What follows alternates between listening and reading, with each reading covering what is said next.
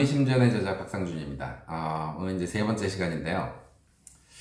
잠이심전이란 책의 특징, 그 중에 이제 세 번째 편인데, 실전 잠이두수에 대한 보호하는 서적이다라고 말씀을 드렸어요. 많이들 하는 질문 중에 내외공에 대한 질문이 꽤 있어요. 이제 어찌 보면 이제 생각하면 할수록 좀 말이 안 된다 이렇게 얘기하신 분이 있어요. 그런 분들은 이제 어떤 식으로 얘기하냐면, 외궁은 외궁의 길성이 있으면 오히려 흉이다. 남의 거니까 그게. 그리고 외궁에 화기가 있어도 화기는 이제 외궁에 안문 외궁에 있어도 그게 내 거라고 해서 그것도 이제 흉이다라고 얘기를 하고요. 물론 이제 내궁의 길성이 있으면 이제 길이라고 하지만, 그리고 내궁의 흉상이 있으면 당연히 흉이죠. 그럼 이제 흉이 세 개고 내공의 길상이 있어야만 길이고 그게 뭐냐, 뭐 말이 안 되지 않냐, 뭐 이런 말씀을 하세요. 근데 그런 논리라면 선천명반에서요, 그 살성이 재화되기도 하죠. 영탁격이 있고 뭐 화양격이 있고 재화되기도 합니다. 근데 길성이 뭉쳐가지고 망하는 그런 격국은 왜 없죠? 그럼 반반이라면, 만약에 그 질문대로. 그리고 사화도요, 로공과기가 이렇게 있는데, 로공과는 길한사화죠. 선천명반에서. 화기는 흉한사화고, 그렇다면 3대 1인데요. 길이 3이고 흉이 1인데, 그것도 불공평한 거 아닌가요, 그럼? 그러니까 이제 칼로 못 자르듯이 뭐 반반 자를 수 없어요. 그러면 이제 되질문을 하세요. 뭐냐면, 그렇다면요, 선생님, 다섯 번째 대안에서요, 바로 이제 잠의심전 2권의 218페이지 동반인데요. 다섯 번째 대안에서요, 다섯 번째 대안이죠. 예를 들어 자녀궁이요. 자녀궁이 대안의 외궁에 이렇게 있고, 그다음에 선천 자녀궁이 대안의 외궁에 있어요. 그리고 대안 자녀궁은 당연히 대안의 외궁이죠. 그럼 이 해에는 자녀의 길상은 없는 겁니까? 그렇지 않죠. 자녀의 길상이 실제로 이 대안 때 있었어요. 외궁이면 거기에 좋은 게 있건 나쁜 게 있건, 화기가 있건 뭐가 있건, 뭐 화권이 있건 다 안 좋다면서요. 기본적으로는 안 좋죠. 안 좋은데, 채용 관계를 먼저 채용을 생각하셔야 돼. 채용. 책에 계속 나옵니다. 채용이라는 단어를 쳐보면 책에 한 2, 30군데 나올걸요? 2, 300군데 나오려나? 1, 2번 다 합치면. 무슨 얘기냐면요. 이분의 이제 218페이지 명례 65를 이렇게 보시면 천량이죠, 이렇게. 선천 명반에서, 여기 신궁이 여기 있고요. 뭐 삼방사정이 이렇게 있습니다, 선천이. 자녀의 흉상을 암시하는 게 있을까요? 선천 명반에서. 뭐, 명궁에 뭐 살성 없고요. 신재백궁에도 살성 없고, 뭐, 관록궁에 록존 있고, 천이궁에 지공 있는 거, 복덕궁에 직업 있는 거, 요 두 개 가지고 천동이 자녀를 암시하는 거 아닙니까? 직업이 동궁하고 있으니까 이거 자녀에게 안 좋습니다. 그렇게 말할 수 있을까요? 이 정도면은 길상을 굉장히 많이 보죠. 육친분리의 상도 없다고 봐야죠. 그런 상태에서 자녀궁을 보는 게 용이죠. 일단 이렇게 채를 잡고, 자녀한테 불리한 점이 별로 없다, 채를 잡고, 그 다음에 자녀궁을 봅니다. 탐낭이 있고요. 선천 탐낭이 있고, 뭐 처녀가 있고, 뭐 용지가 있고, 태보가 있습니다. 12원의 왕지고요. 게다가 이제 괴월협이 돼 있죠, 이렇게. 자녀궁이 괴월협.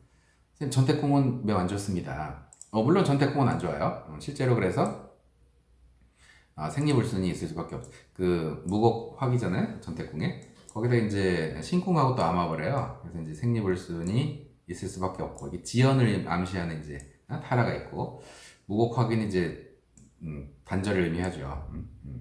그러니까 전택궁은 안 좋아요. 그건 사실이에요. 그래서 그리고 천량인지 명궁이다 보니까 약을 되게 좋아하죠. 산부인과 질병에 노출되기 쉬운 명이긴 해요. 실제로 자궁의 용종을 드러낸 적도 있었어요, 이분이. 근데 자녀 방면에서는 안 좋지 않거든요. 그러니까 선천 명궁도 괜찮고, 자녀궁의 대궁은 좀 문제긴 하지만, 일단 자녀궁은 괴월협도 있고 안 좋지 않습니다. 그게 이제 체예요. 체로 본 자녀의 상황이죠. 그렇다면은 선천에 대해서 용인 대한의 상황을 이렇게 보면 이때 계묘대한이죠. 태음이 있고 뭐 이렇게 뭐 홍란이 있고 천수 있고 뭐 그래요. 앉아 있는 자리는 뭐 굉장히 좋습니다. 대한의 자녀궁 여기 뭐 각종 흉성이 좀 있긴 해요. 이렇게. 근데 선천이 좋으니까 선천 명궁 좋고 선천 자녀궁 문제 없고 그런 상황에서 지금 이게 선천 자녀궁이요 대한의 부모궁이 되면서 자녀의 문서죠. 자녀의 문서가 되면서 괴월이 이렇게 있어요. 괴월이 복성궁의 현현이 됐습니다. 복성궁의 현현. 그래서 자녀의 문서 방면에 있어서 기회가 있는 그런 대한이에요. 다시 말해서 이 대한의 자녀의 상황은 매우 좋습니다. 자녀궁이 안 좋은데? 그러니까 채용 관계를 따지라니까요. 선천 명궁에서 자녀의 흉상 없고요. 선천 자녀궁에서 오히려 괴월협되어 있는 탐랑이고요.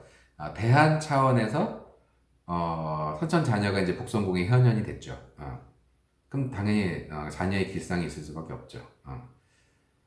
해서 명문대에 딸이 합격하는 길상이 있었어요. 이 대한 중에.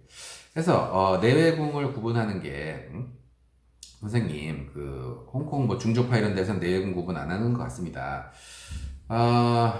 그쪽만의 관법이 있겠죠. 내외궁의 구분을 안 하면 다른 것이 좀 다른 관법이 있을 겁니다. 예를 들어서 첨록이라고 해서 록이 너무 많으면 지나치면 오히려 화를 불러일으킨다. 뭐 이런 또 주장을 하시는 분들이 있어요. 그러니까 내외궁의 구분을 안 하면 또 다른 어떤 구분하는 것이 있어서 그것이 보완이 되긴 하겠죠. 그쪽 논법은 관법은 제가 잘 모르겠습니다. 어쨌거나 이두 선생님께서 밝히신 내외궁의 구분대로 그것만으로도 충분히 메커니즘이 다 설명이 되는데 굳이 다른 관법을 외국의 관법을 찾을 이유가 없는 것 같아요.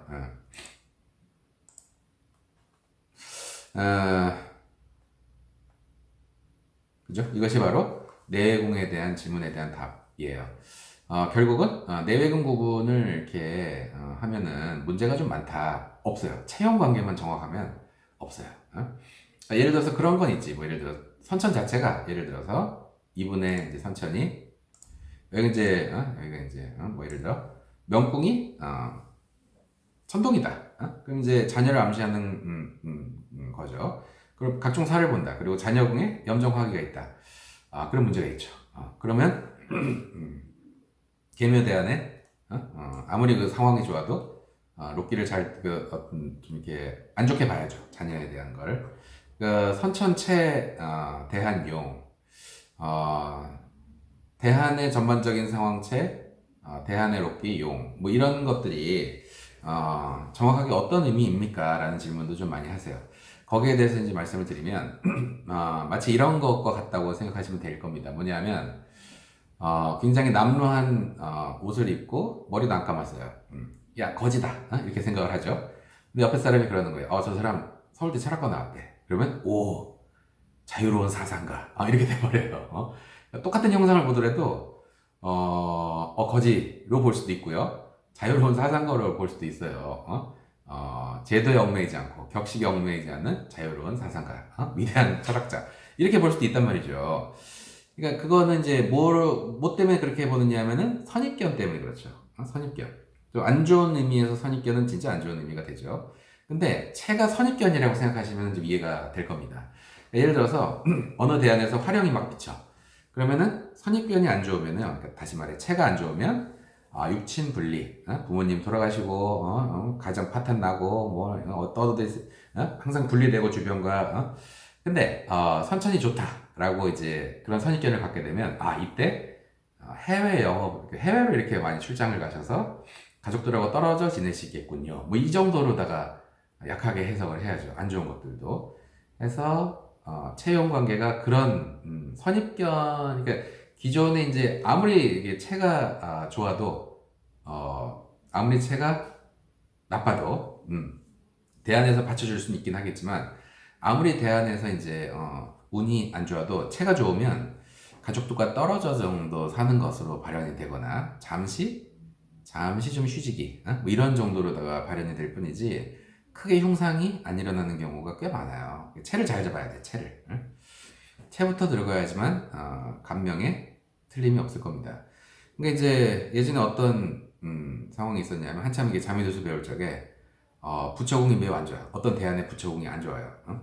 그래서 이혼했네요. 그러면은 그 이두 선생님이 야 이게 이혼할 명인지 선천을 보세요. 애시당초에 이혼할 명인지 선천에 나와 있으면 그 대안이 이혼하기 쉬운 거고 만약에 애시당초 이혼을 잘 안 할 그런 상황이 선천에 나와 있으면 그 대안 중에 기러기 부부나 뭐 이런 걸 하겠죠. 잠시 떨어져 산다거나 주말 부부를 한다거나 그래서 채가 중요하구나. 채를 잘못 보면 완전 기룡을 잘못 볼 수 있어요. 그래서 채용 관계가 핵심이고요. 자미두수에서도 뭐 명리에서도 그런 것 같습니다만 그것의 얘기가 계속 나와요. 교재 이 책에 무조건 채용 얘기가 많습니다. 그래서 채용을 굉장히 잘 잡아주는 가이드가 될 수 있는 책이 아닌가 싶습니다. 또 다음 편에서 또 뵙겠습니다.